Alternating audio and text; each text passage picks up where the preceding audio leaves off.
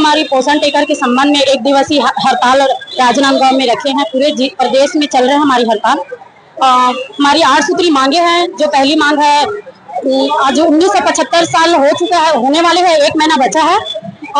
जो हमारी कार्यकर्ता 50 साल, कई ऐसे कार्यकर्ता है जो 50 साल पूरी कर चुके हैं, लेकिन शासन उनको अभी तक जो दर्जा हम लोग को मिलना चाहिए मानदेय के रूप में, जो 26,000 रुपया, अभी तक हमारा कोई इसमें लागू नहीं हुआ है। तो हम जो पोषण टेकर से हमारे जो संबंध में जो प्रॉब्लम आते जा रहे हैं सर, तो उस जगह में हड़ताल, आधार कार्ड, जो कई ऐसे हितग्राही हैं जो आधार कार्ड से अपडेट नहीं कराया है, लेकिन वो जगह में शासन इतना हम लोग को दबाव है। पोषण टेकर के संबंध में फेस कैप्चर है, KYC है, तो उस बीच में कई ऐसे बुनियादी करा चुके हैं गांव में, लेकिन उसमें कोई ध्यान नहीं देते हैं। लेकिन हमारी जो सुपरवाइजर मैडम है वो बहुत हम लोग को दबाव देते हैं कि करो करो, लेकिन 6 बजे से सभी हितग्राही खेत के कामों में चले जाते हैं। आज उन खेतों में जो काम कर रहे हैं मजदूर 600 रुपये एक दिन में काम के तहत में मिल रहा है, लेकिन उनके काबिल के रूप में हम लोग तो 331 रुपये एक दिन में कमा रहे हैं। लेकिन उसमें हम लोग हर दिन रात भर 10 बजे तक शासन का काम को हम लोग दबाव से करते हैं सर।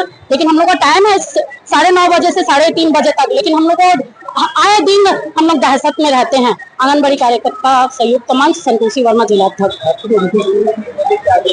हम लोग निश्चितकालीन हड़ताल में उतरेंगे।